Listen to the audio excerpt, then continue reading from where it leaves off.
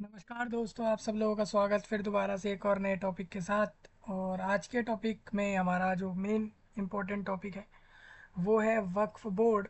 वक्फ board एक बहुत important अभी मुद्दा बन चुका है। पार्लियामेंट में इसका डिस्कशन चल रहा है अभी, और बहुत सारे ऐसे एमपी मेंबर की 20 एमपी की इसमें एक अलग से कमेटी बनाई गई है, जिसके अंदर इसके ऊपर जल्द ही डिसीजन आप लोगों का आ जाएगा। तो सबसे पहले, आप अगर वक्फ बोर्ड का आपने नाम सुना हो, 4-5 दिन से आप सुन रहे होगे वक्फ बोर्ड।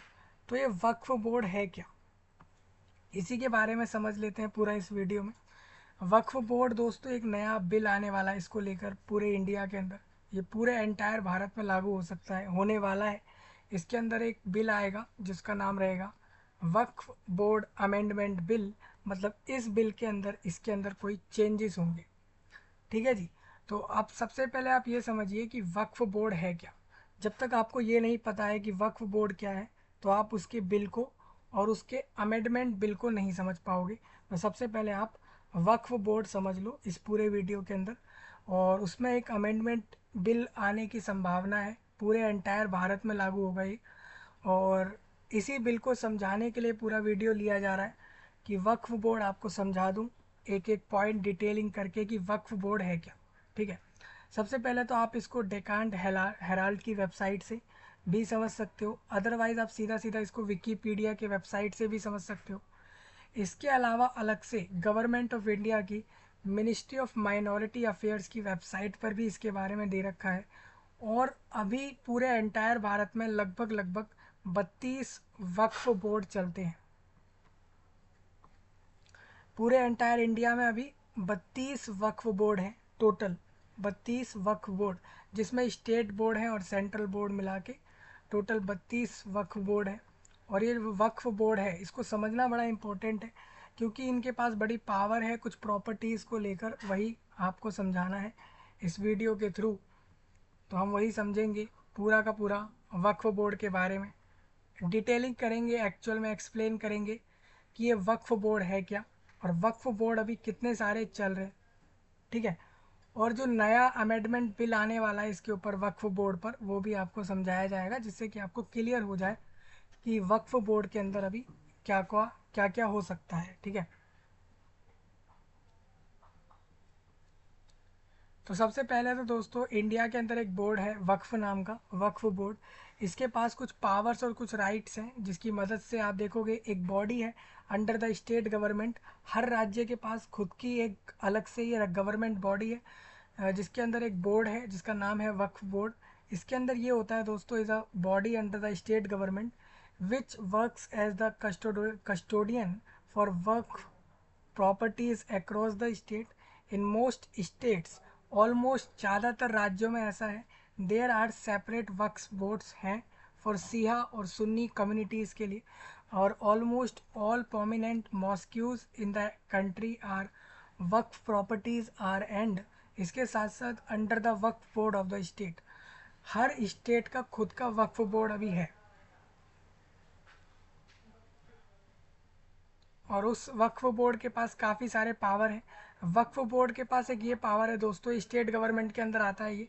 इसका काम ये रहता है कि जितने भी कस्टोडियन हैं for Waqf properties across the state, पूरे राज्य के अंदर जितने भी ऐसी प्रॉपर्टीज़ आती हैं जो कि they are separate Waqf boards हैं इसके अंदर, जो कि सिया और सुन्नी कम्युनिटी के लिए बनाए गए।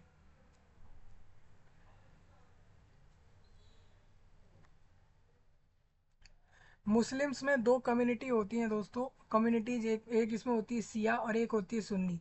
तो सिया और सुन्नी कम्युनिटी के हिसाब से यहाँ पर दो तरीके के वक्फ बोर्ड हैं, एक अलग से सिया के लिए है, एक सुन्नी के लिए है।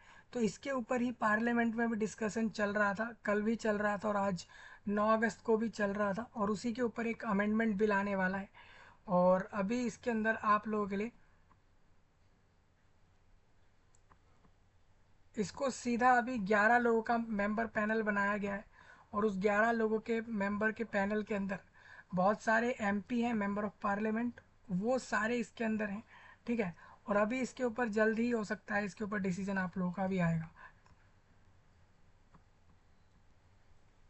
तो सबसे पहले हम पहले इस बिल को समझेंगे, और वक्फ बोर्ड के बारे में पूरा डिटेल्ड समझेंगे। अब हो सकता है ये आपका सीधा एग्ज़ाम्स में पूछ ले, हो सकता है ये यूपीएससी के पेपर में पूछ ले, हालांकि करंट अफेयर्स में और करंट इवेंट्स में पूछ सकता है ये आपसे आपके एग्ज़ाम्स के अंदर।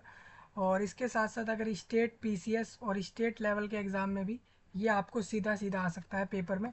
तो आप इसको पढ़कर रखें, आप समझ के रखें इसके बारे में। अब रही बात, ये जो मैं डिस्कस कर रहा हूँ ये सारे लिंक मैंने इस वीडियो के नीचे लगा दिए हैं।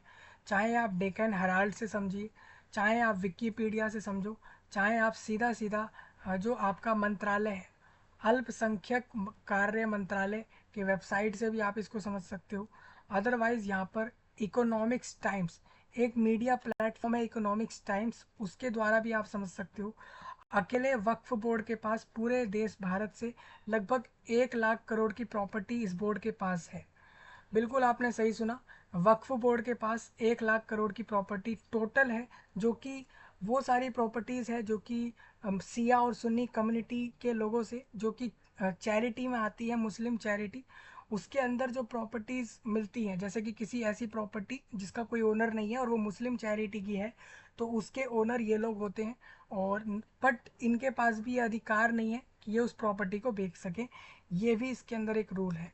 और ये ऐसा नहीं है कि ये एक एक स्टेट में काम करती है, बल्कि हर स्टेट में, चाहे आप दिल्ली की बात कर लो, पंजाब की, हरियाणा की, महाराष्ट्र की, गुजरात की, उड़ीसा की, वेस्ट बंगाल की, या फिर आप पूरे भारत के किसी भी जगह की बात कर लो, हर राज्य की खुद की वक्फ बोर्ड बनी हुई है। और उस वक्फ बोर्ड की पावर बहुत सारी है, वो मैं आपको समझाऊंगा इस वीडियो के थ्रू। और साथ साथ ये भी बताऊंगा कि अब कैसे, अब इसमें गवर्नमेंट कुछ प्लान कर रही है, कुछ बदलाव करने की सरकार चाह रही है कि इसमें कुछ बदलाव करेगी, जैसे कि कुछ पावर्स आई थिंक उसकी रिड्यूस होगी। ठीक है, तो वक्फ बोर्ड की पावर्स के अंदर कोई चेंज आने की बात चल रही है, तो मैं आपको पूरा समझा देता हूँ इस वीडियो के थ्रू। सबसे पहले तो डेक्कन हेराल्ड की वेबसाइट पर आपको मिल जाएगी इसकी डिटेल। इसके साथ साथ विकीपीडिया पर आप चेक कर सकते हो। सीधा इसके साथ साथ आप सीधा सीधा अल्पसंख्यक कार्यालय जो है, अल्पसंख्यक कार्य मंत्रालय, यानी कि जो भी अल्पसंख्यक लोग हैं भारत देश में, वो सारे लोग जिनकी पॉपुलेशन वाइज जो है कम है, मतलब कम लोग हैं, उनको लेकर, तो माइनॉरिटी होते हैं वो लोग, तो मिनिस्ट्री ऑफ माइनॉरिटी अफेयर्स के लिए आप उसके वेबसाइट पर भी सीधा सीधा चेक कर सकते हो यहाँ पर अपना सेंट्रल वक्फ काउंसिल के बारे में। अब थोड़ा सा वर्ड ये कॉम्प्लेक्स है, बट ये वक्फ काउंसिल बहुत पुराना है, बहुत पहले से बना हुआ काउंसिल है, जिसका नाम है वक्फ काउंसिल। तो इसके बारे में पूरा एक्सप्लेन कर लेते हैं इस वीडियो के अंदर। और आज अभी पूरे देश में 32 वक्फ बोर्ड चल रहे हैं, तो हम सारा कुछ समझेंगे इस वीडियो में। और आपको ये भी बताएंगे कि अब भारत में एक नया अमेंडमेंट बिल आने वाला है इसको लेकर, मतलब उसमें कुछ बदलाव होगा, और बदलाव होकर वो बिल हो सकता है इम्प्लीमेंट हो जाए पूरे भारत के लिए। ये नया बिल इम्प्लीमेंट होने वाला है, तो आपको एक्सप्लेन कर देता हूँ इसके अंदर क्या क्या चेंजेस आ सकते हैं, और क्या इससे आपको कोई फ़र्क पड़ेगा, क्या किसी आम इंसान को फ़र्क पड़ सकता है इससे, तो वो भी हम समझेंगे। मतलब ये बिल सबके ऊपर प्रभाव डालता है या फिर सिर्फ माइनॉरिटी के लिए स्पेशल हो जाता है, वो भी हम समझ लेंगे इस वीडियो के थ्रू। तो पूरा वीडियो ध्यान से देखना, एक एक पॉइंट समझना बहुत इंपॉर्टेंट है आपके लिए।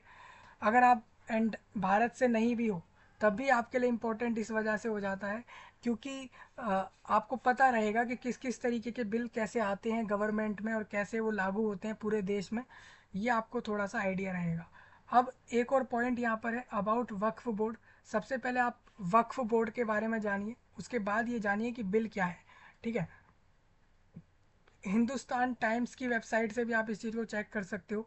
अभी जो 11 लोगों का मेंबर का अलग से जो जॉइंट पार्लियामेंट्री पैनल बनाया गया है, मतलब यहाँ पर लोकसभा पार्लियामेंट ने 11 लोगों का अलग से पैनल बनाया है, उसके अंदर वक्फ बिल को लेकर बनाया है। ये सारे मेंबर ऑफ पार्लियामेंट हैं, इसके अंदर कुछ पॉलिटिकल पार्टी बीजेपी के हैं, कुछ इसमें कांग्रेस के हैं, कुछ इसमें एसपी के हैं, कुछ दूसरे पार्टियों के हैं। टोटल 21 लोगों को इसके अंदर डाला गया है। और ये सब लोग उस पैनल के मेंबर हैं जिसको तय करना है इसके अमेंडमेंट को लेकर, अलग से जो अलग नेक्स्ट प्रोसेस होगा उसको लेके ये सारे लोग डिसीजन लेने वाले हैं। ठीक है, तो अब इसके बाद सबसे पहले आप ये समझिए कि वक्फ बोर्ड जो है, ये बोर्ड इंडिया में ही चलता है, दूसरे देशों में ये इस तरीके की प्रक्रिया, कुछ ऐसे देश हैं जहाँ पर वक्फ बोर्ड जैसी प्रक्रिया वहाँ पर फॉलो नहीं होती है। अब इसके बारे में समझने से पहले आप ये जान लो कि इसकी ताकत क्या है। इसकी ताकत ये है, 2013 में इस एक्ट को चेंज किया गया था, अमेंड किया गया था, और वहाँ पर conferring unlimited powers on Waqf boards to claim properties in the name of Muslim charity. मतलब कहने का ये है, पूरे के पूरे भारत देश के अंदर जितनी भी मुस्लिम चैरिटी के लोगों की जितनी भी प्रॉपर्टीज़ हैं, मुस्लिम चैरिटी वाली जितनी भी प्रॉपर्टीज़ हैं, उसको अगर चाहे तो ये वक्फ बोर्ड क्लेम कर सकता है। उसके पास ये पावर है कि वो क्लेम कर सकता है उस प्रॉपर्टी को। हालांकि वक्फ बोर्ड उस प्रॉपर्टी को अमेंडमेंट के हिसाब से ना तो उसको बेच सकता है और ना ही उसको किसी भी मुट्टा वाली यानी कस्टोडियंस या फिर किसी भी वक्फ बोर्ड के पास ये राइट नहीं है कि उस प्रॉपर्टी को ना तो वो बेचेगा, बस उसकी है, ये बात उसको ध्यान रखनी है। कहने का मतलब ये कि पूरे भारत देश के अंदर जितनी भी मुस्लिम चैरिटी वाली प्रॉपर्टीज़ हैं, मुस्लिम की चैरिटी की प्रॉपर्टीज़ हैं, उसको ये क्लेम कर सकता है वक्फ बोर्ड। ये इसके पास राइट है। हालांकि उस प्रॉपर्टी को ये बेच नहीं सकता। ये आप यहाँ से समझ सकते हो। तो हम उसी के बारे में इस वीडियो में बात कर रहे हैं, इसकी पावर्स समझेंगे। उसके बाद हम ये भी समझेंगे कि वक्फ बोर्ड जो है वो दो तरीके से होता है, एक स्टेट गवर्नमेंट का, एक सेंट्रल गवर्नमेंट का। मतलब एक केंद्र सरकार का, एंटायर इंडिया का, एक इसमें स्टेट गवर्नमेंट राज्य सरकार का होता है। तो हर राज्य के पास खुद का वक्फ बोर्ड है इंडिया में अभी करेंटली। तो इसीलिए आप देखोगे तो जितने राज्य हैं उस हिसाब से वक्फ बोर्ड की टोटल संख्या 32 है। Waqf boards in India are state level statutory bodies that operate under the supervision of the state government. ये राज्य सरकारों में आता है। और द वक्फ एक्ट, इसके अंदर लास्ट एक्ट जो आया था वो 1995 में यानी 1995 साल में लाया गया था। और ये इस्टेब्लिश कर दिया था वक्फ बोर्ड, इसके द्वारा वक्फ बोर्ड को इस्टेब्लिश कर दिया। और ये रिप्लेस किया गया 1954 को हटा के 1995 में इसको बदला गया था। और the central Waqf council, statutory body under the ministry of minority affairs, advises and oversees the functioning of state level Waqf boards. मतलब कि जो राज्य सरकार के अंडर आते हैं जितने भी वक्फ बोर्ड्स, हर स्टेट के जितने भी वक्फ बोर्ड्स हैं, उसमें सिर्फ जो आपका माइनॉरिटी यानी अल्पसंख्यक कार्य मंत्रालय है, वो सिर्फ और सिर्फ उनको एडवाइस देगा और ओवरसीज करेगा, सिर्फ उसका काम ये है।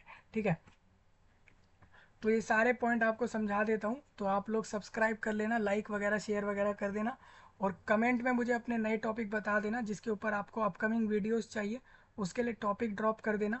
और इस वीडियो में आपको सब समझ आ गया तो वो भी मुझे कमेंट में बता देना। साथ ही साथ ये सारी डिटेल मैंने आपको इस वीडियो के नीचे दी है, तो आप वहाँ से पढ़ लेना। यहाँ पर आप डेकान हेराल्ड की वेबसाइट से, विकीपीडिया की वेबसाइट से, खुद की भारत सरकार की जो वेबसाइट है सेंट्रल वक्फ काउंसिल, वहाँ से भी समझ सकते हो। और इसके ऊपर एक आर्टिकल रेडी किया है इकोनॉमिक्स टाइम्स ने, तो आप वहाँ से भी समझ सकते हो। और हिंदुस्तान टाइम्स ने भी इसके ऊपर पूरी डिटेल्स दे रखी है, तो ये भी मैंने आपको प्रोवाइड करा दिया, आप वहाँ से पढ़ लेना। ठीक है, अब इसकी पावर्स वगैरह हम समझेंगे और ये भी समझेंगे कि कितने तरीके के ये बोर्ड ऑपरेट कर रहे हैं। अब काफ़ी ऐसे लोग होंगे जो पहली बार इसका नाम सुन रहे हैं। अब ये बोर्ड अभी से नहीं चल रहा, ये 1954 से चल रहा है, यानी आज 2024 है। तो आप सोचिए ये बोर्ड लगभग 70 साल से चल रहा है पूरे भारत देश में, और लोगों को पता ही नहीं है। 70 साल पुराना बोर्ड है ये, जिसका नाम है वक्फ बोर्ड, और इसकी बहुत सारी पावर्स हैं। और ये 1954 से चल रहा है और आज 2024 है, यानी लगभग लगभग 70 साल पुराना ये बोर्ड है। और ये बोर्ड के पास बहुत सारी पावर्स हैं।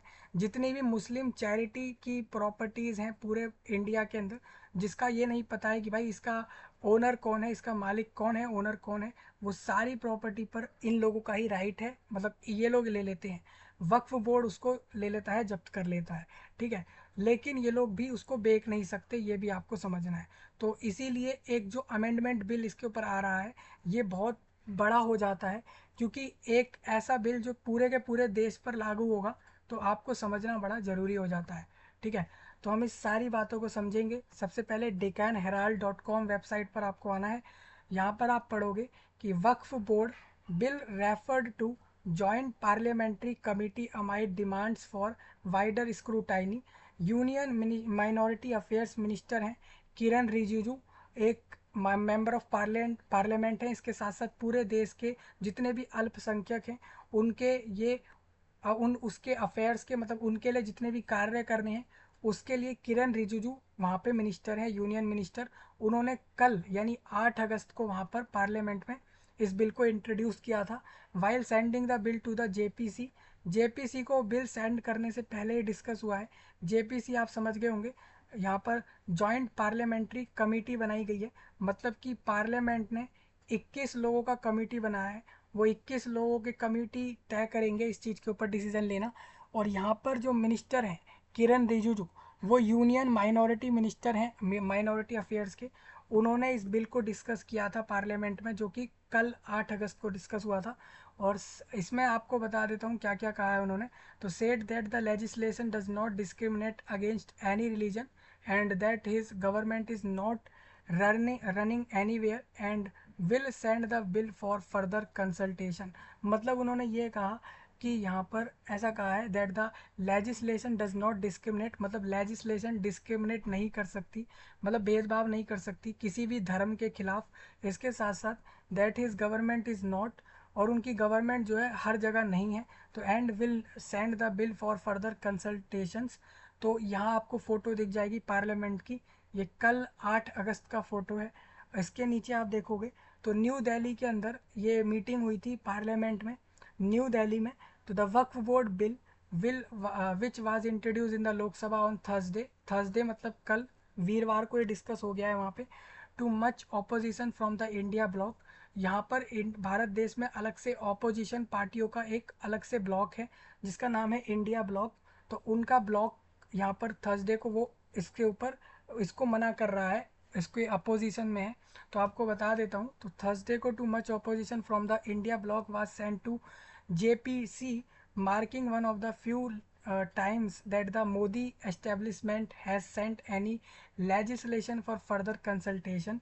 अब थोड़ा इसमें और आगे देख लो, the bill which faced opposition from Congress, मतलब ये बिल जो है वो फेस कर रहा है एक परेशानी। जो अपोजिशन लीडर्स हैं, मतलब एक वो लोग होते हैं जो मेन सेंट्रल गवर्नमेंट में लोग हैं, इसके साथ साथ अपोजिशन में भी लोग होते हैं।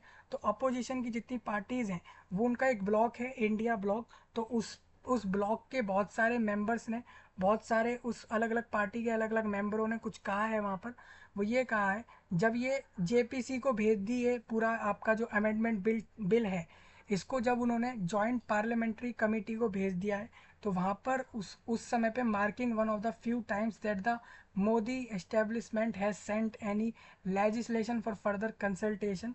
तो इसके नीचे आपको दिखेगा, तो यहाँ पर बहुत सारे कांग्रेस पार्टी के और समाजवादी पार्टी और द्रविड़ा मुनेत्र कझगम और इसके साथ साथ तृणमूल कांग्रेस और found support from NDA alliance including TDP और Shiv Sena Eknath faction and Janata Dal United JDU. The Lok Janshakti party however supported the idea of sending the legislation for further consultation.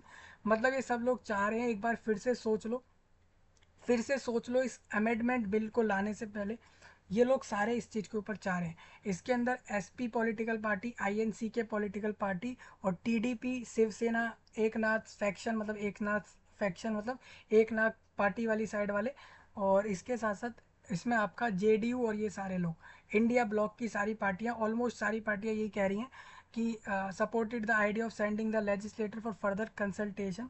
और यहाँ पर चंद्रबाबू नायडू जो टीडीपी पार्टी से हैं, said it supported the bill, उन्होंने कहा कि वो सपोर्ट कर रहे हैं इस बिल को, but does not mind if it send to a standing committee for wider consultations. तो union minority affair minister Kiren Rijiju while sending the bill to the JPC or said that the legislation does not discriminate against any religion and that his government is not running anywhere and will send the bill for further consultation।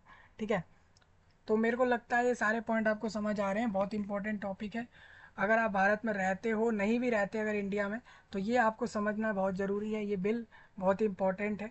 तो while introducing the legislation, जब हम legislation को introduce करते हैं, तो रिजिजू ने कहा that the said the bill is now known as United Waqf Act Management Empowerment Efficiency Development और उम्मीद एक्ट 1995 में लाया गया था, he said that it is not right to associate any member of the Parliament with any religion. मतलब हम इस इसका मतलब ये नहीं है कि हम किसी भी एमपी को सीधा सीधा किसी धर्म के साथ उसको रिलेट करें, एसोसिएट कर दें कि भाई ये एमपी इस धर्म का है, और इस तरीके से हम नहीं कर सकते।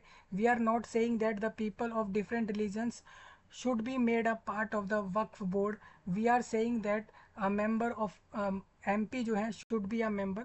However, if the MP is a Hindu और MP अगर कोई Christian भी है तो then what can we do about it?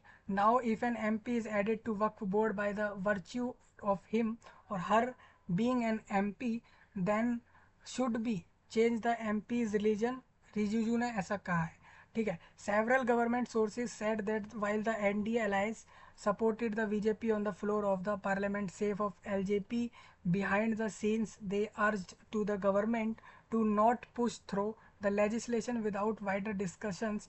It is easier for all parties involved that the detailed discussion is done. मतलब डिटेल्ड में लोग डिस्कस कर चुके हैं इसके ऊपर, और it will help us deal with questions around the legislations और a member of the TDP said. TDP के एक मेंबर ने ऐसा कह दिया, ठीक है वहाँ पे। तो इस बिल को बहुत अच्छे से समझ लो, एक एक सारे पॉइंट। द जेपीसी है, जो इन्होंने अलग से एक पैनल बनाया है, उसने will now be appointed by the Lok Sabha speaker. तो आपका जो लोकसभा स्पीकर है भारत देश से, स्पीकर ओम बिरला, उन्होंने इसके ऊपर आपकी जो है जेपीसी बनाई है, अपॉइंट करी है, जिसमें 21 लोगों का पूरा मेंबर का कमेटी बना है। Thought it remains unclear when will the committee is formed.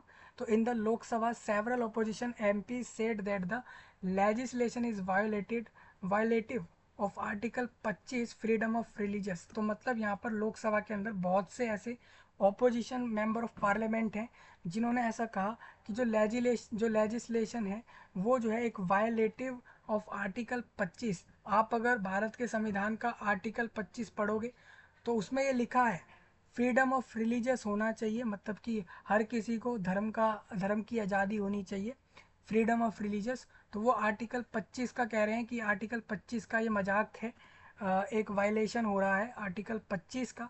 और आर्टिकल 26 में ये है कि राइट टू फॉर्म और maintain institutional for religious and charitable intent.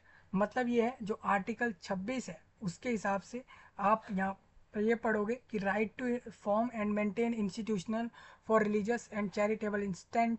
इसके साथ साथ आर्टिकल 14 में ये है कि इक्वलिटी बिफोर लॉ, मतलब कि लॉ बनाने से पहले आपको सबको समान रखना चाहिए।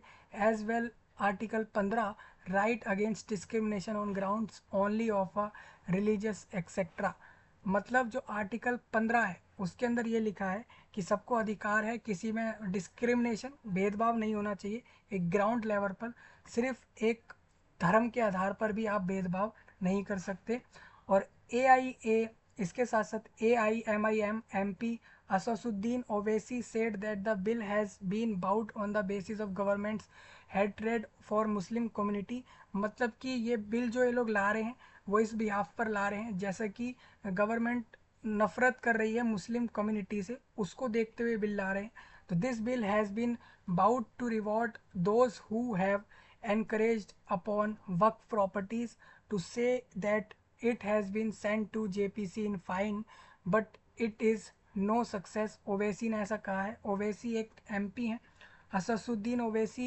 आप लोगों को बता दूं ये यहाँ पर ये हैदराबाद से मेंबर ऑफ पार्लियामेंट हैं और उन्होंने ऐसा कहा है इसके ऊपर, ठीक है। He added that the bill violate, उन्होंने ये भी साथ में कहा ये जो बिल है ये आर्टिकल 14, 15 और 25 का वायलेशन कर रहा है, as well as the basic structure of the constitution. जैसा हमारा बेसिक स्ट्रक्चर है संविधान का उसके हिसाब से it specially violate judicial independence. इसके साथ साथ सेपरेशन ऑफ पावर्स, जो पावर्स होती हैं उसको बांट रहा है, आज़ादी के खिलाफ है। और you want to snatch away the mosque that are being claimed by the RSS, snatch away the dargah और that are being claimed by right wings Hindutva organisations, इन्होंने ये भी ऐड कर दिया।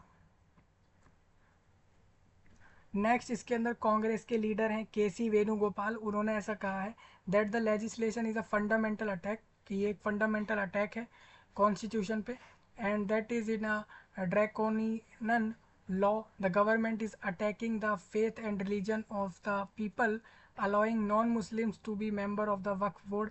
यहाँ पर जो आपके कांग्रेस पार्टी के लीडर हैं के सी वेणुगोपाल, उन्होंने ये भी कह दिया साथ में कि इस बिल के थ्रू आप लोग यहाँ पर अलाउ कर रहे हो जो मुस्लिम नहीं है उसको भी वक्फ बोर्ड का मेंबर बनाने की बात कर रहे हो।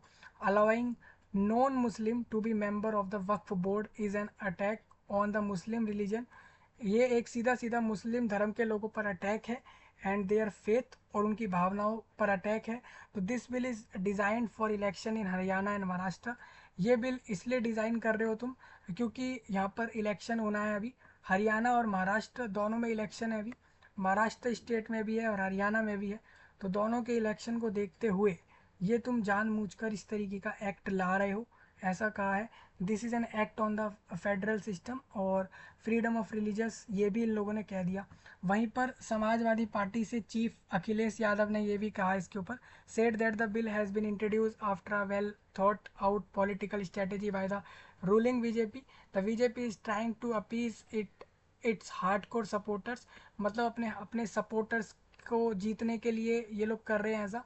तो why are you allowing people of other religions in Waqf boards when this was not done in other religious bodies, he questions. तो उन्होंने ये भी कहा जैसे वक्फ बोर्ड मुस्लिम चैरिटी वालों के लिए बनाया गया है उसी तरीके से दूसरे रिलीजियस के हिसाब से भी दूसरे रिलीजियस के लिए भी वक्फ बोर्ड की तरीके से और अलग से बोर्ड बने हुए हैं। लेकिन इनका ये कहना है कि तुम ऐसा क्यों कह रहे हो कि वक्फ बोर्ड में 2 मेंबर नॉन मुस्लिम होंगे, क्या तुमने ये सेम चीज़ किसी दूसरे बोर्ड के लिए करी है? तो डीएमके के एमपी हैं कनी मोजही, उन्होंने ये कहा कि ये एक सैड डे है डेमोक्रेसी के लिए सैड डे। इसके साथ साथ he have taken N oath on the constitution but this bill is against the constitution, ये कॉन्स्टिट्यूशन के अगेंस्ट है। A religious minority and federalism, it is against human beings, it shuns justice in every possible ways, she said. तो ये पूरी बात आपको समझ आ गई होगी। बाकी ये पूरा इसका लिंक दे दिया है मैंने, तो आप खुद भी जाके पढ़ लेना। इसका लिंक मैंने सबके लिए दे रखा है, एसेसिबल रहेगा, तो आप पढ़ लेना। ठीक है, ये कल की सेशन की बात बताई है मैंने जो 8 अगस्त को हुआ था, उस सेशन की डिटेल जो मेरे को मिली मैंने आपको बता डाली, ये सारी इसके अंदर रहेगी। अब किसने क्या कहा वो तो आपने सुन लिया। अभी ये अमेंडमेंट बिल पास नहीं हुआ है, ठीक है जी। ये अमेंडमेंट बिल अभी सिर्फ 21 लोगों के मेंबर के पैनल को भेजा गया है। अब वो लोग बताएंगे, उसके बाद एक डिसीजन होगा और फिर आपको पता लगेगा कि ये बिल पास हो रहा है कि नहीं हो रहा। ठीक है, मैं आपको ये भी बता दूंगा इस पूरे काउंसिल के अंदर कितने मेंबर हैं, कौन कौन है, वो मैं आपको बता दूंगा। विकीपीडिया से अगर आप देखोगे तो सेंट्रल वक्फ काउंसिल से आपको दिखेगा एक इंडियन स्टैट्यूटोरी बॉडी है जो ऑपरेट करती है भारत सरकार द्वारा बाय द वक्फ एक्ट। एक sub section of the Waqf act है 1995 का। जो वक्फ बोर्ड है is the Indian sub body subcontinent where formed in 1913 during the British rule. जब ब्रिटिश लोग रूल कर रहे थे भारत देश पर 1913 में, तब ये आया था, तब इसको फॉर्म किया गया था। और Mussalman Waqf act 1923 was established for the purpose of advising it on matters pertaining to the working of the state Waqf boards and proper administration of the Waqf in the country. वक्फ मतलब होता है वो सारी प्रॉपर्टीज़ जो मुस्लिम चैरिटी की प्रॉपर्टी है और उसके ऊपर किसी का अधिकार नहीं है, तो वो सीधा सीधा वक्फ बोर्ड अपने हाथ में ले लेता है। हालांकि वक्फ बोर्ड उसको बेच नहीं सकता है, कुछ कर नहीं सकता है, बस उसके पास वो प्रॉपर्टी हो जाती है। सपोज मान के चलिए पूरे इंडिया में बहुत सारे ऐसे मुस्लिम चैरिटी की प्रॉपर्टीज़ होंगी, मतलब मुस्लिम लोगों की चैरिटी की प्रॉपर्टीज़ हैं वो सारी। पूरे भारत के अंदर जितनी भी मुस्लिम चैरिटी की प्रॉपर्टीज़ हैं, अगर उसके ऊपर किसी पर्सन का खुद का प्रूफ नहीं है कि वो उसकी है, ओनर उसका है, वो उसके पास अगर प्रूफ नहीं होता है, तो वक्फ बोर्ड नाम का एक काउंसिल चलता है भारत देश में। वो वक्फ बोर्ड वो सारी प्रॉपर्टी को खुद के हाथ में ले लेता है, हालांकि वो बोर्ड उसको बेच नहीं सकता। ये होता है वक्फ बोर्ड, ठीक है। इसी के ऊपर डिस्कशन अभी चल रहा है, कल परसों भी, कल भी चल रहा था और आज भी वहाँ पर चला है डिस्कशन, सेशन चले थे पार्लियामेंट में, तो वहाँ ये डिस्कशन चल रहा था। और ये जो वक्फ बोर्ड है इसी के लेकर इसकी कुछ पावर्स को बदलने की बात चल रही है, जिस वहाँ पर कुछ उसके अंदर नए ऐड होना है, कुछ नई चीज़ें ऐड होनी है, उसको लेकर एक अमेंडमेंट बिल लाने की बात वहाँ हो रही है, ठीक है। तो Mussalman Waqf act 1923 was established for the purpose of advising it on matters pertaining to the working of the state waqf boards and proper administration of the waqf in the country. Waqf is a permanent dedication of movable or immovable property for religious, pious or charitable purposes as recognized by Muslim law, given by philanthropist. और इसके साथ साथ the grant is known as musrat ul khidmat, while a person making such dedication is known as वकीफ, ठीक है।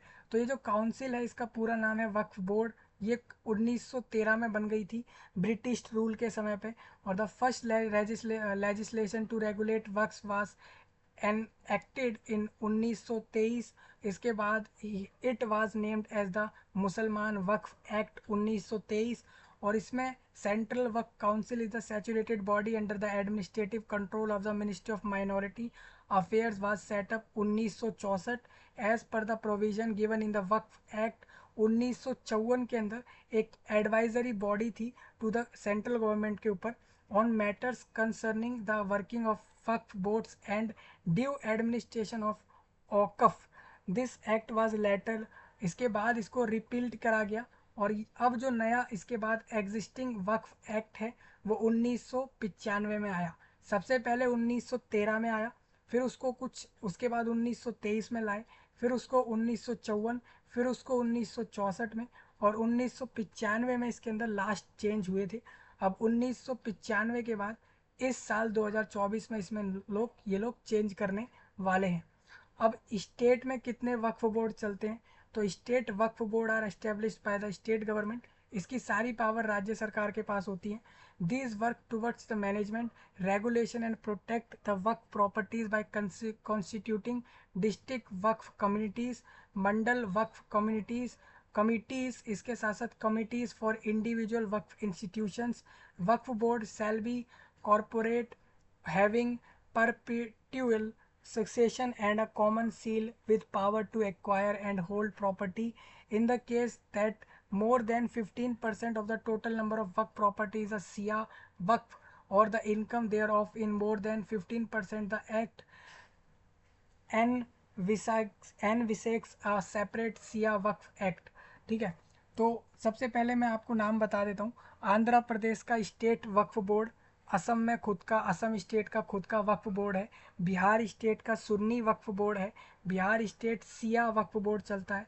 मतलब कहीं कहीं एक अकेला वक्फ बोर्ड चल रहा है और कहीं कहीं एक से ज़्यादा सिया सुन्नी तरीके से वक्फ बोर्ड चलते हैं।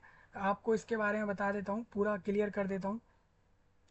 देखिए उस केस में जिसपे मान लीजिए 15% से ज़्यादा total number of Waqf property अगर सिया वक्फ की है तो यहाँ पर आप लोगों का अलग से सिया और सुन्नी का वक्फ बोर्ड बन जाता है, ठीक है।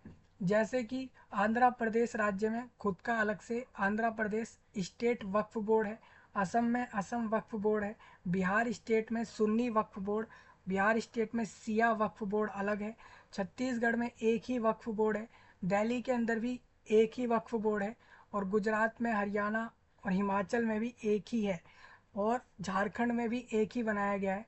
अब कुछ ऐसे राज्य हैं जहाँ पर दो तरीके से चलते हैं, जैसे कि आपने देखा इन सब के अंदर आपको दिखेगा कि यहाँ पर उत्तर प्रदेश में सुन्नी सेंट्रल वक्फ बोर्ड और सिया वक्फ बोर्ड अलग अलग हैं, और वेस्ट बंगाल के अंदर वक्फ बोर्ड और अंडमान निकोबार में अलग वक्फ बोर्ड है, और चंडीगढ़ में भी इस तरीके से बना रखा है। मतलब हर राज्य का और हर यूनियन टेरिटोरी का खुद का वक्फ बोर्ड चलता है, ठीक है। काम क्या करता है वक्फ बोर्ड आपको समझ आ गया होगा। प्रेजेंटली देयर आर 30, लगभग 30 से ज़्यादा वक्फ बोर्ड हैं पूरे देश में। 28 स्टेट के हैं और बाकी यूनियन टेरिटोरी के खुद के अलग से वक्फ बोर्ड हैं। स्टेट सच एज जैसे कि गोवा और अरुणाचल प्रदेश, मिज़ोरम, नागालैंड और सिक्किम, और इसके साथ साथ दमन एंड दीव में उनका खुद का कोई वक्फ बोर्ड नहीं है अभी तक। हो सकता है कल को गोवा में, अरुणाचल प्रदेश में और मिजोरम में, नागालैंड में और सिक्किम में कल को हो सकता है नया वक्फ बोर्ड बन जाए, अभी तक तो नहीं है। The Waqf board act 1995 is not applicable to Jammu and Kashmir. Jammu और कश्मीर में अभी वक्फ एक्ट नहीं लग रहा है। 1995 का वक्फ एक्ट अभी तक जम्मू एंड कश्मीर में नहीं लगा है। और जस्टिस यहाँ पर एक जस्टिस हैं यानी कि जज हैं शाश्वत कुमार, हु हेडेड द शाश्वत committee has prepared a status report on Muslim in India. 2011 में उन्होंने जितने भी मुस्लिम हैं पूरे भारत में उसके ऊपर एक अलग से रिपोर्ट बनाई थी जस्टिस शाश्वत कुमार ने 2011 में। And the finding of its report was that national wide और Waqf properties constitute a land bank worth. उन्होंने इसमें ये पाया कि वक्फ के पास जो प्रॉपर्टी है टोटल जो लैंड का प्रॉपर्टी वक्फ बोर्ड के पास है वो टोटल 1 लाख बी 1,20,000 करोड़ जितना उसके पास प्रॉपर्टी है। Should have generated annual return, वो लगभग आपको बता दूं पूरे साल भर में लगभग 12,000 करोड़ का रिटर्न वो बना लेते हैं, जनरेट कर लेते हैं उस प्रॉपर्टी से। बट ये डिड ओनली लगभग 163 crore and found that there was a severe shortage of senior government officer who are Muslim to manage Waqf affairs. यहाँ पर एक शॉर्टेज चल रही है, अभी भारत देश में एक शॉर्टेज है कि सरकार के पास ऐसे सीनियर सरकारी ऑफिसर नहीं है जो कि मैनेज कर सके हु आर मुस्लिम। ऐसे मुस्लिम सीनियर गवर्नमेंट ऑफिसर अभी भारत के पास नहीं है जो कि वक्फ के अफेयर को मैनेज कर सके। एक separate cadre would means officer who are not only permanent but also qualified enough, मतलब कि इसके साथ साथ वो ऑफिसर ऐसा भी होना चाहिए साथ वो पढ़ा लिखा नहीं, उसका ऐसा नहीं है कि वो सिर्फ पढ़ा लिखा है, वो एजुकेटेड है, पढ़ सकता है। इसके साथ साथ वो परमानेंट भी होना चाहिए कि वो परमानेंट भारत का हो, भारत देश का परमानेंट निवासी हो। इसके साथ साथ वो अच्छी क्वालिफिकेशन रखता हो। देखिए मैं आपको बता दूं, जनरली जितने भी क्वालिफाइड लोग हैं इंडिया कंट्री से वो ज़्यादातर इंडिया में रुकते नहीं हैं, वो दूसरे देश चले जाते हैं। जितने भी पढ़े लिखे लोग हैं भारत देश से चले जाते हैं दूसरे देश। भारत में कोई भी पढ़े लिखे लोग ज़्यादा रुकते नहीं हैं, अगर रुक रहे हैं तो वो वही लोग हैं जो कि बड़े ऑफिसर्स हैं या बड़े मिनिस्टर्स, वही लोग पावरफुल लोग ही आपको दिखेंगे, जितने पढ़े लिखे एजुकेटेड लोग दिखेंगे। ऑलमोस्ट ज़्यादातर एजुकेटेड लोग होंगे जो एडवांस्ड एजुकेटेड हैं, जो ज़्यादा पढ़े लिखे लोग हैं भारत के, वो सीधा सीधा दूसरे देश चले जाते हैं, वो उस देश में ज़्यादा रुकते नहीं हैं। ये भी हमने एक पैटर्न देखा है। तो हरियाणा का जो वक्फ बोर्ड है वो रजिस्टर्ड हुआ था at all time high income. उसमें देखा गया कि हरियाणा के वक्फ बोर्ड पे लगभग 13 करोड़ आए थे 2010-11 में, विच इज़ लगभग 3 करोड़ ज़्यादा है पिछले साल से। ड्यूरिंग 2011 और 2010 के पीछे वाले साल में जब बोर्ड ने स्पेंड किए थे 3 करोड़ ऑन वेरियस एजुकेशनल और welfare activities, board had year marked 6 crore 50 lakh उसने लगाए थे, इस जो कि 2011-12 के बजट में उन लोगों ने लगाए थे। बाकी उसके लिए और लिंक है हमारे पास। अभी जो वक्फ बोर्ड का नया अमेंडमेंट बिल है वो अभी तक तो पास हुआ नहीं है क्योंकि अभी उसके ऊपर डिस्कशन ही चल रहा है। बाकी ये टॉपिक लोगों को जानना था कि भाई बता दो वक्फ बोर्ड क्या है और इसके अमेंडमेंट में क्या क्या चेंज आने वाले हैं, तो उसी लिए मैं ये सारा कुछ डिस्कस कर रहा हूँ। इवैक्यू ट्रस्ट प्रॉपर्टी बोर्ड, बाकी political integration of India, custodian for enemy property for India और एनमी प्रॉपर्टी एक्ट 1968, और ये सारी चीज़ें आपके लिए इम्पॉर्टेंट है। रेफरेंस आप ज़रूर देखते रहो, रेफरेंस से आपको सारी चीज़ें अच्छे से क्लियर हो जाएंगी, ठीक है। तो विकीपीडिया से आपने समझ लिया, विकीपीडिया एक बहुत अच्छी वेबसाइट है बिकॉज़ क्योंकि यहाँ पर हर तरीके की कंटेंट मिल जाती है। आप किसी की भी बायोग्राफी ढूंढ सकते हो, किसी भी टॉपिक पर सीधा सीधा आर्टिकल ढूंढकर पढ़ सकते हो, इसीलिए ये वेबसाइट बहुत अच्छी है इन सारी चीज़ों के लिए। डेक्कन हेराल्ड भी सेम काम करती है, न्यूज़ के रिगार्डिंग आपको सारे अपडेट्स देती है और साइंस से जुड़े, टेक्नोलॉजी से जुड़े बहुत सारी चीज़ें ये अपनी वेबसाइट पे देते रहते हैं, तो आप चेक करते रहना। अब मैं आपको मिनिस्ट्री ऑफ माइनॉरिटी अफेयर्स का वेबसाइट दिखा देता हूँ। ये सेंट्रल वक्फ काउंसिल का वेबसाइट है। इसका प्रोनाउंसिएशन इस तरीके से रहेगा, वक्फ काउंसिल। ये जो काउंसिल है ये एक स्टैट्यूटोरी बॉडी है under the administrative control of the ministry of minority affairs. ये 1964 में सेटअप किया गया था as per the provision given in the Waqf act 1954 as advisory body of the central government on matters concerning the working of the Waqf boards and the due administration of Aqaf, or however the role of the council was expanded significantly under the provisions of the Waqf Amendment Act 2013। Last इसमें 2013 में इन लोगों ने change किए थे last इसके अंदर 2013 में इसके अंदर चेंज हुआ था। The council has been empowered to advise the central government, और इस काउंसिल का काम है कि ये एडवाइस देती है सेंट्रल गवर्नमेंट को, empower to advise the central government, state government and state Waqf boards. जो सेंट्रल वक्फ काउंसिल है उसका काम है कि वो केंद्र सरकार को, राज्य सरकारों को और इसके साथ साथ राज्य सरकारों के वक्फ बोर्ड को एडवाइस देगी। जो सेंट्रल वक्फ काउंसिल है, it will now issue directive to the boards और state government to furnish information to the council on the performance of the board, particularly on their financial performance, survey, revenue record or encroachment of work properties, annual or audit report etc. under section 9(4) of the act। ठीक है, तो इस ये दो तरीके से चलती हैं। एक तो सेंट्रल वक्फ काउंसिल है जो कि अल्पसंख्यक कार्य मंत्रालय में आता है पूरे भारत में, और दूसरा अलग अलग राज्यों का खुद का वक्फ बोर्ड है। हालांकि राज्य वाले वक्फ बोर्ड के पास ही सारी पावर है, बस जो अलग से सेंट्रल वक्फ काउंसिल है उसका काम ये रहेगा कि वो केंद्र सरकार के वक्फ बोर्डों को एडवाइस देगी कि भाई आपको कैसे कैसे क्या क्या करना है। वो सिर्फ एडवाइस दे सकती है, मानना ना मानना वो सेंट्रल स्टेट गवर्नमेंट राज्य सरकार के वक्फ बोर्ड की मर्जी है कि वो किस तरीके से उस चीज़ को मानेंगे। ठीक है, अब अभी पूरे इंडिया में लगभग 32 ऐसे वक्फ बोर्ड हैं जिसके अंदर जो कि दो तरीके से चलते हैं। एक सिया वक्फ बोर्ड है उत्तर प्रदेश और बिहार में। Control of the state Waqf board lie in the hands of about 200 individual. लगभग 200 लोगों के हाथों में चल रहा है सारा पावर। पूरे देश के अंदर ये 200 लोग हैं जिनके हाथ में पावर है पूरे वक्फ बोर्डों का। सिर्फ 200 लोगों के हाथ में पूरा पावर है। ठीक है, नेक्स्ट मैं आपको दिखा देता हूँ। दो इकोनॉमिक्स टाइम ने इसके ऊपर आर्टिकल लिखा है। तो इकोनॉमिक टाइम एक अलग से न्यूज़ का मीडिया का प्लेटफॉर्म है। आप चाहो तो यहाँ से तरह तरह की न्यूज़ पढ़ सकते हो, इंडस्ट्री से जुड़े चीज़ें जान सकते हो, मार्केट में क्या चल रहा है, चाहे वो शेयर मार्केट का हो, ट्रेडिंग का हो, स्टॉक मार्केट का हो, वो सब आपको यहाँ से पता लग जाता है। इसके साथ साथ पॉलिटिक्स में अभी क्या चल रहा है, चाहे वो इंडिया की पॉलिटिक्स हो या किसी दूसरे देश की हो, चाहे वो चाइना की हो, रशिया की हो, फ्रांस की हो, जर्मनी की हो, या फिर पेरू, इटली, इराक की हो, कोरिया, कुवैत की हो, नॉर्थ कोरिया की हो या साउथ कोरिया की हो, कहीं की भी पॉलिटिक्स के बारे में आपको यहाँ से अपडेट मिल जाता है।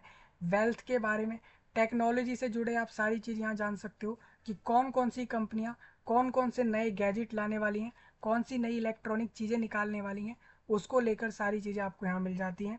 और ये फ्री ऑफ कॉस्ट आपको यूज़ करने को मिलती है। ये वेबसाइट इकोनॉमिक्स टाइम्स के ऊपर ये सारा कुछ देखने को फ्री ऑफ कॉस्ट आपको मिल जाता है। ठीक है, तो अभी जो पूरे इंडिया का वक्फ बोर्ड है उसके पास टोटल 1 लाख करोड़ की प्रॉपर्टी है। टोटल उस बोर्ड ने एक्वायर करी है लैंड वाइज।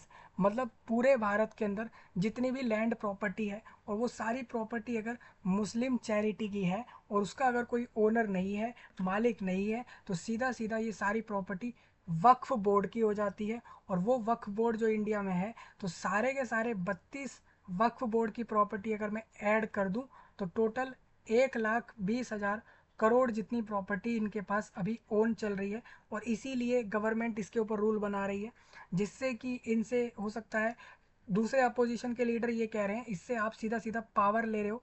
आप ये सोच रहे हो कि इनके पास सबसे ज़्यादा लैंड है भारत के अंदर। अगर गवर्नमेंट ओन जो लैंड है, मतलब कि पूरे इंडिया में जो सरकारी लैंड है, जो ज़मीनें सरकारी हैं, उसके अंदर डिफेंस और रेलवे के पास सबसे ज़्यादा ज़मीन है। उसके बाद सीधा सीधा वक्फ बोर्ड तीसरे नंबर पर आता है जिसके पास लैंड की ज़मीन पूरे देश की सबसे ज़्यादा है। मतलब कहने का ये है कि तीसरा सबसे बड़ा लैंड ओनर, सरकारी लैंड ओनर अगर भारत देश में कोई है तो वक्फ बोर्ड है। उससे पहले डिफेंस और रेलवे है। ये आप चेक कर सकते हो, इंटरनेट पे भी इसका डिटेल दिया हुआ है। ठीक है, तो अब गवर्नमेंट प्लान कर रही है कि इसमें कुछ चेंज करेगी। चेंज क्या क्या करेगी? पहला तो वो ये करेगी कि हर स्टेट के अलग अलग वक्फ बोर्ड के अंदर दो दो नॉन मुस्लिम लोगों को डाल देगी।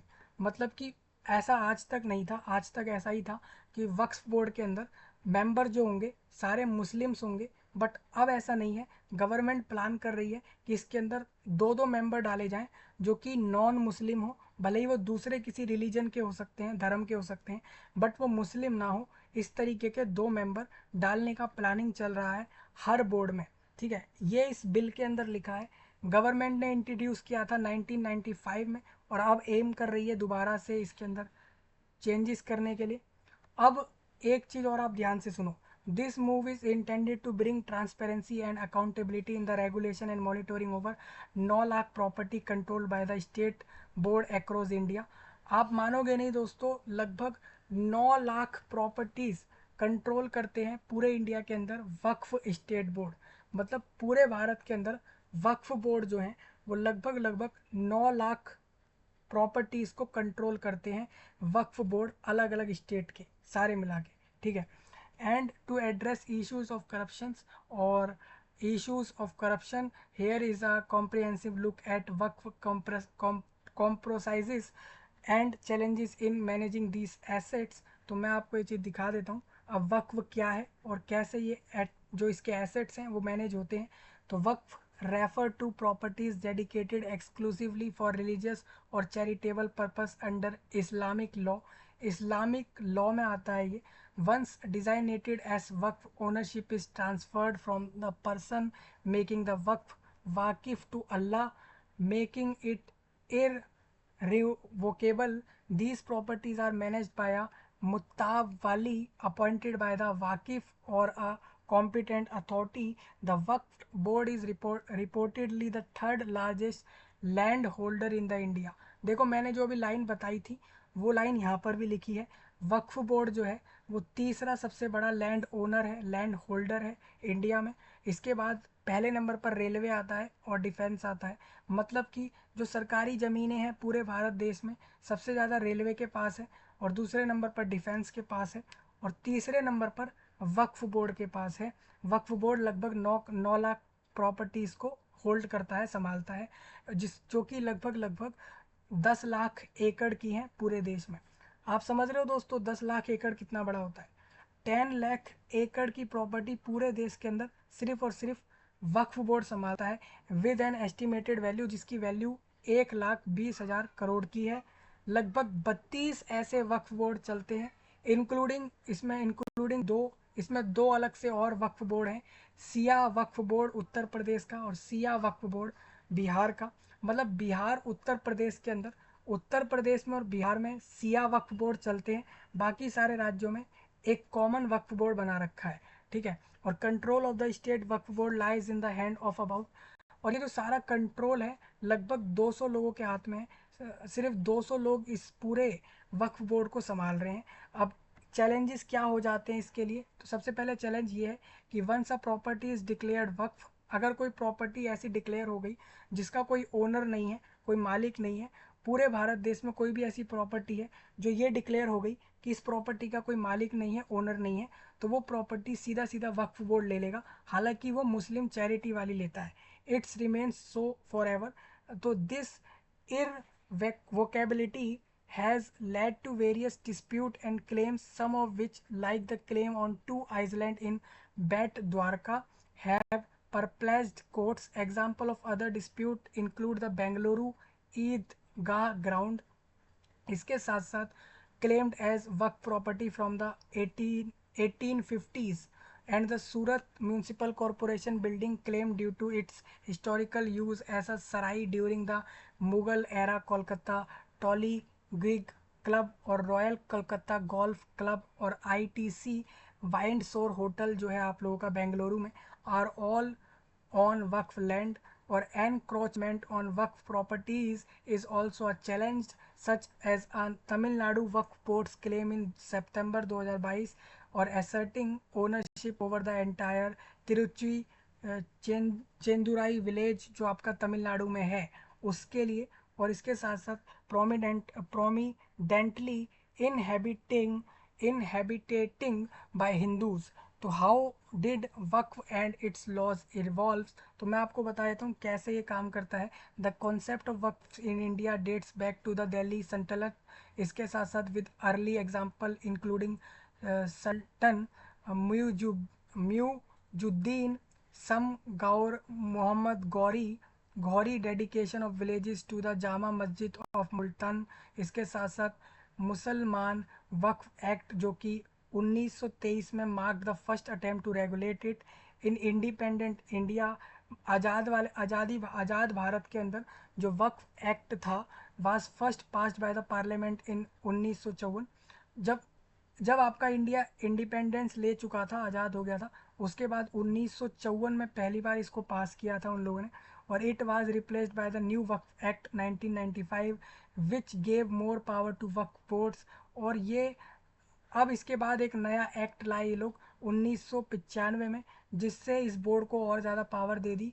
और the accretion of power has been accomplished by an increase in complaints of encroachment and illegal lease and sale of वर्क प्रॉपर्टीज इन 2013। और द एक्ट वाज अमेंडेड और कॉन्फरिंग अनलिमिटेड पावर्स टू वर्क boards to claim properties in the name of Muslim charity. 2013 में तो भाई हद ही हो गई। 2013 में इतनी सारी पावर मिल गई इस एक्ट के थ्रू। अब आप कहोगे 2013 में किसकी गवर्नमेंट थी, तो 2013 में तो आप सीधा सीधा कह दोगे भाई 2013 में तो कांग्रेस का गवर्नमेंट पूरे इंडिया में था। 2013 में पूरा गवर्नमेंट जो इंडिया में था वो कांग्रेस पार्टी का था, आईएनसी पार्टी का था। और आप देख सकते हो 2013 के अंदर बहुत सारी पावर मिल गई थी इस वक्फ बोर्ड को। और उन पावर्स के अंदर एक मेन अमेंडमेंट एक्ट के थ्रू आप देखोगे तो जो इनको पावर मिला वो अनलिमिटेड पावर हो गया।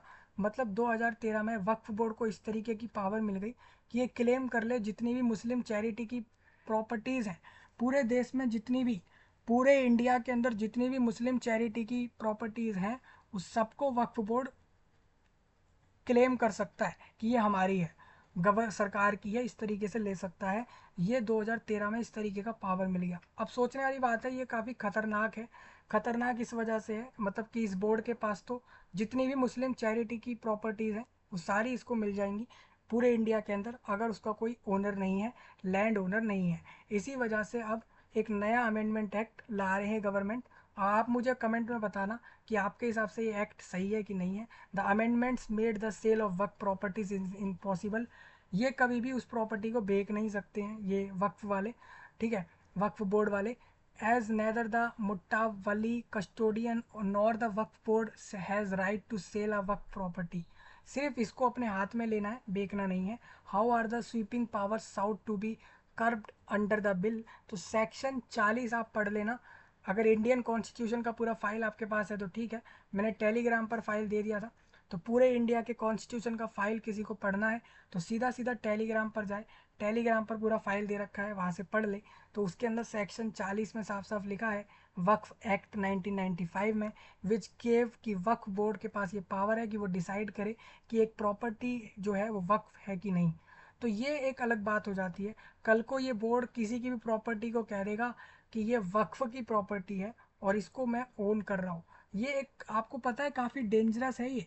डेंजरस इस वजह से है, कल को अगर वक्फ बोर्ड आपके वहाँ आके ये कह दे कि ये प्रॉपर्टी उसकी है ना, तो आप कुछ कर नहीं सकते क्योंकि 1995 के अंदर एक एक्ट आया था। उस एक्ट के अंदर सेक्शन 40 में ये डिसाइड हो गया था कि वक्फ बोर्ड को एक ताकत दे दी गई थी जिसके हिसाब से उसके पास ये हो जाता है कि वो डिसाइड कर सकता है कि ये कौन सी प्रॉपर्टी वक्फ है कौन सी नहीं है। वक्फ मतलब हो जाता है वो प्रॉपर्टी इसका कोई मालिक नहीं है, ये इसका ओनर सरकार है, ठीक है, ये चीज़ें। तो there are complaints this power has been misuse. तो इस चीज़ का मिसयूज़ किया जा रहा है।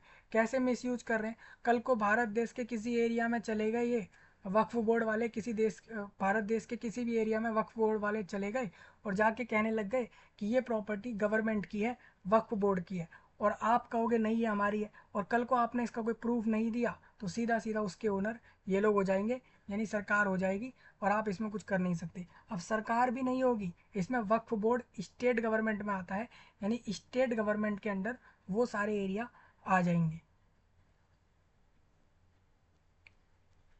तो वही कहा गया कि भाई इस पावर का मिसयूज कर रहे हैं ये लोग by vested interest for property grabs with the help of corrupt Waqf bureaucracy. तो there have been allegations of misuse of power given to boards regarding the appointment of muttawallis and cases challenging the appointment of managers. The bill proposes to repeal the controversial section altogether and vest powers in the collector. Or interestingly, even countries that follow Muslim law do not have a Waqf body with such powers. ठीक है। इन्होंने ये भी बोला कि बहुत सी ऐसी देश हैं, बहुत से ऐसे मुस्लिम कंट्री हैं जहाँ मुस्लिम पॉपुलेशन बहुत रहता है, बट वहाँ पर इस तरीके का लॉ नहीं है। तो भारत में इस तरीके का लॉ क्यों है, ये भी एक क्वेश्चन उठता है कि ऐसा क्यों है कि ऐसे बहुत से देश हैं जहाँ पे मुस्लिम लोग बहुत सारे रहते हैं, लेकिन उनके मुस्लिम लॉ के अंदर भी इस तरीके का कोई, उस तरीके की कोई पावर और इस तरीके का कोई बोर्ड नहीं बनाया, यहाँ बना रखा है स्पेशल, है ना। तो how has the definition of Waqf changed from 1923 to 2013। तो क्या क्या चेंज आए थे 1923 से 2023 के 2013 तक, 90 साल के बीच में। तो आप पढ़ सकते हो, ज़्यादा चेंज नहीं आए। हर बार इसको एक पावर दी गई थी, चाहे आप 1995 1995 की बात कर लो या आप सीधा 2013 की बात करो, हमेशा इस बोर्ड को पावर ही दी गई है। इस बार थोड़ी ऐसी बात चल रही है कि इसकी पावर कम करी जाए या फिर दो नॉन मुस्लिम मेंबर उसके अंदर डाल दिए जाएं। तो how have cases and complaints piled up, तो आप पढ़ सकते हो, ठीक है। अब व्हाट डिड द, अब इसमें एक और पॉइंट है आपका, what did the सचार committee and other panel says on the Waqf system, वो भी आप पढ़ सकते हो। अब सचार कमिटी क्या है तो आप पढ़ लेना। और what is the broader idea behind the amendment, इसमें चेंज करने के मेन क्या कारण है। तो गवर्नमेंट ये चाह रही है कि मॉडर्नाइज द मैनेजमेंट ऑफ वर्क प्रॉपर्टीज़, प्रोटेक्ट वुमेन्स राइट्स, इससे ये लोग महिलाओं के राइट्स, अधिकार को बचाएं, इंश्योर करें कि फेयर रिप्रेजेंटेशन हो रहा है सेंट्रल वक्फ काउंसिल में और वक्फ बोर्ड्स के अंदर, रिड्यूस करें लिटिगेशंस को और have effective coordination with the revenue department and provide judicial oversight on tribunal decisions. ठीक है। What is the Muslim personal law boards stand, तो इसमें ये पूछ रहे हैं कि क्या है मुस्लिम पर्सनल लॉ बोर्ड्स यहाँ पर। तो has called the bill an interference with personal laws and threatened to start a mass movement. However, All India Sufi Sajja, Sajad Nasin Council, the apex body representing Sufi Shrine, has welcomed the government's proposal or alleging that Waqf boards work in the dictatorial manner, मतलब तानाशाह की तरह काम कर रहा है ये board, ऐसा कहा गया है। All India Muslim personal law board ने ऐसा कहा कि ये लोग एक डिक्टेटर की तरह वर्क कर रहे हैं। Why are people opposing the amendments, क्यों इस अमेंडमेंट को लेकर लोग इसके खिलाफ हैं। तो जनरली देखा जाए तो इसके खिलाफ ऑपोजिशन लीडर्स हैं, इंडिया ब्लॉक के लीडर्स ज़्यादा हैं इसके खिलाफ। ऑलमोस्ट इसके खिलाफ जो है, जो प्रपोज्ड अमेंडमेंट के खिलाफ, जो ignited considerable debate with significant opposition from Samajwadi Party और AIMIM, और AIMIM के president Asaduddin Owaisi has criticised the NDA government, accusing it of attempting to strip the Waqf board of its autonomy. He claimed that the BJP has consistently, मतलब लगातार ये लोग oppose कर रहे हैं वक्फ बोर्ड्स को और उसकी प्रॉपर्टीज़ को, asserting that these efforts are part of a broader Hindutva agenda. ठीक है। अब ये नेक्स्ट कोई और, अब ये दूसरा कोई टॉपिक आ गया तो इसको हम हटा लेते हैं। बाकी आपको ये समझ आना चाहिए था, मैंने आपको समझा दिया है। अभी इस पर डिसीजन नहीं आया है, डिसीजन हो सकता है 2 दिन 4 दिन में आएगा, तो डिसीजन भी आपके साथ डिस्कस हो जाएगा। ठीक है। अब इसमें कोई बोलेगा कि वक्फ बोर्ड है क्या, एक बॉडी है दोस्तों, स्टेट गवर्नमेंट के अंदर आती है ये। दो तरीके से है, एक तो केंद्र सरकार का भी है, हालांकि उनको सिर्फ एडवाइस देने का काम है, वो लोगों के हाथ में पावर नहीं है इस चीज़ को लेके, सारा पावर इसका लेके स्टेट गवर्नमेंट के अंडर ही है। और जो वक्फ बोर्ड है ना, वो एक ऐसा बॉडी है जो स्टेट गवर्नमेंट के अंदर आता है। उसके वो काम इस तरीके से करता है दोस्तों कि custodian for work properties across the state, मतलब जितनी भी पूरे राज्य में ऐसी प्रॉपर्टीज़ हैं जिसका कोई मालिक नहीं है, कुछ नहीं है, है ना, वो सारी प्रॉपर्टीज़ अपने हाथ में ले लो, कह दो कि हम इसके ओनर हैं, वो है वक्फ बोर्ड। स्टेट लेवल पर चलता है। There are separate Waqf boards for the Shia Sunni community के लिए बने गए हैं। जहाँ ऐसा सीन है जहाँ सिया और सुन्नी के बीच में लड़ाई चलती है ऐसे एरियाओं के अंदर, है ना, तो वहाँ पे इस बोर्ड को दो तरीके से बनाया गया है, जैसे कि वक्फ बोर्ड फॉर सिया और वक्फ बोर्ड फॉर सुन्नी, इस तरीके से बना है। तो ये मुस्लिम कम्युनिटी के लिए स्पेशली इम्पॉर्टेंट है। और इतना याद रखिएगा, जितनी भी मुस्लिम चैरिटी की जितनी भी प्रॉपर्टीज़ हैं पूरे देश में, वो सब पर ओनरशिप इस बोर्ड का है। हालांकि ये उसको बेच नहीं सकता है। अब ये वही सब ले सकता है जिसकी ओनरशिप किसी के पास नहीं है, जिसका ओनर कोई नहीं है, उसी के ऊपर। ऑलमोस्ट जितने भी प्रोमिनेंट मॉस्क्यू हैं पूरे देश में, वो सारे वक्फ प्रॉपर्टी हैं, are under the Waqf board of the state. मतलब जितने भी पूरे देश में मॉस्क्यूज़ हैं, वो सारे के सारे जितने भी मॉस्क्यूज़ हैं पूरे देश में, वो सारे वक्फ के अंदर आते हैं। ठीक है। अब नेक्स्ट पॉइंट हमारा यहाँ पर हिंदुस्तान टाइम्स वाला था, जो 21 लोगों का मेंबर का टीम बनाया गया है। सॉरी, टीम बोल रहा हूँ इसको। ये एक पैनल बनाया है। ये इसमें जितने भी 21 मेंबर ऑफ पार्लियामेंट हैं, और जो कि एक JPP है, मतलब कि जॉइंट पार्लियामेंट्री पैनल है, मतलब पार्लियामेंट से 21 लोगों का मेंबर का पैनल बनाया है इस बिल को लेकर, जो कि अब बताएंगे नेक्स्ट क्या होना है। ठीक है। अब चलिए मैं इन 21 लोगों के नाम आपको बता देता हूँ, ये भी लोग जानना चाह रहे हैं तो। इस लिस्ट के अंदर 10 लोग तो राज्यसभा से हैं। ठीक है। बाकी 11 लोग जो हैं अलग से लोकसभा से हैं। And is required to submit its report by the end of the first week of the next parliament session. मतलब अगले पार्लियामेंट सेशन के पहले हफ्ते के अंदर आपको ये सब बताना है, इसके ऊपर रिपोर्ट देनी है, फाइनल डिसीजन देना है। मतलब अब जो नेक्स्ट सेशन होगा पार्लियामेंट का, उस नेक्स्ट पार्लियामेंट के सेशन के पहले हफ्ते में इसके ऊपर डिसीजन आपको मिल जाएगा। तो मैं आपको बता दूंगा इस पूरे 21 मेंबर के पैनल के अंदर कौन कौन लोग हैं, मैं आपको बता देता हूँ। जगदम्बिका पाल हैं, निशिकांत दुबे और तेजस्वी सूर्या और अपा अपारा जिता सरांगी और संजय जायसवाल, दिलीप साइकिया और अभिजीत गंगोपाध्याय और DK अरुणा, गौरव गोगोई, इमरान मसूद, मोहम्मद जावेद और इसमें मोहिबुल्लाह और कल्याण बनर्जी, राजा और लवु कृष्णा देवारा यालू, और इसके साथ साथ दिलेश वर कमेत और अरविंद सावंत और महत्रे बाल्या, मामा सुरेश गोपीनाथ, नरेश कनपत, M हस्के और अरुण भारती, और इसके साथ साथ अससुद्दीन ओवैसी। ये 21 लोग इसके अंदर हैं, जिसके नाम आपकी स्क्रीन पर हैं। ठीक है। देखिए वही सारी बातें लिखी हैं जो मैंने अभी बताया, किस किस ने क्या क्या कहा है, किस लीडर ने इसके ऊपर क्या कह दिया, वो सब मैंने आपको इधर से बता दिया। ठीक है।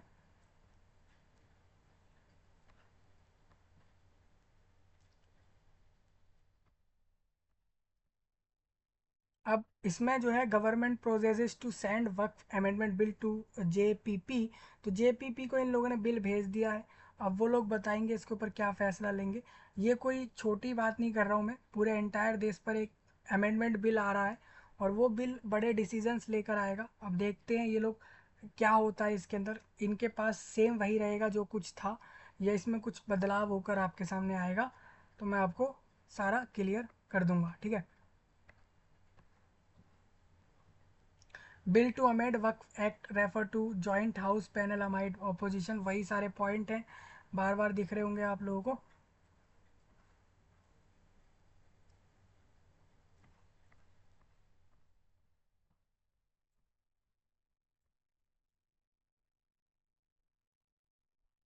तो ये इस तरीके से रहेगा। अब इस बोर्ड का पावर समझ लीजिए। इस बोर्ड के पास ये अनलिमिटेड पावर्स हैं। इस बोर्ड के पास अनलिमिटेड पावर्स हैं on Waqf boards to claim properties in the Muslim charity. पूरे देश के अंदर जितनी भी मुस्लिम चैरिटी की प्रॉपर्टीज़ चलती हैं, मुस्लिम चैरिटी के जितनी भी प्रॉपर्टीज़ हैं, चाहे वो मस्जिद हो या कोई दूसरी प्रॉपर्टीज़ हो, मुस्लिम चैरिटी की पूरे देश में जितनी भी प्रॉपर्टीज़ हैं, उसको सीधा सीधा ये बोर्ड क्लेम कर सकता है, कह सकता है ये हमारी है। और इसके पास उसको लेकर अनलिमिटेड पावर्स हैं। और जो नया अमेंडमेंट आने वाला है, वो इसी को लेकर आने वाला है कि इसको बेचना मुश्किल है। मतलब वक्फ बोर्ड इसको बेच नहीं सकता, उसके पास ये राइट नहीं है, सिर्फ वो उसका ओनर हो सकता है। ये अभी तक के हिसाब से उसके अंदर है। और अगर आप पूछोगे, दो तरीके के चलते हैं ये। वैसे तो स्टेट गवर्नमेंट के ही हैं सारे पूरे देश में। जहाँ जो राज्य नहीं है, वहाँ यूनियन टेरिटोरी के खुद के वक्फ बोर्ड हैं। और सेंट्रल वक्फ काउंसिल का काम इन लोगों को एडवाइस देने का है, ना कि उन लोगों का कोई अलग से वर्क रहेगा। सिर्फ एडवाइस वो लोग इन लोगों को देंगे। ठीक है, तो वक्फ बोर्ड क्या है, काम कैसे करता है वक्फ बोर्ड, और है क्या, और इसका नया बिल क्या है, और कब ये लागू हो सकता है, और होगा नहीं होगा उसके चांस क्या हैं, सारे चीज़ें मैंने इस वीडियो में समझा दी। किसी का कोई डाउट हो वो सीधा पूछ ले डायरेक्ट, या तो डीएम कर ले या फिर सीधा कमेंट में पूछ ले। नए टॉपिक्स कमेंट में ड्रॉप करे, सब्सक्राइब करे, लाइक करे, शेयर करे। मिलूंगा जल्दी, तब तक के लिए आप सबका धन्यवाद।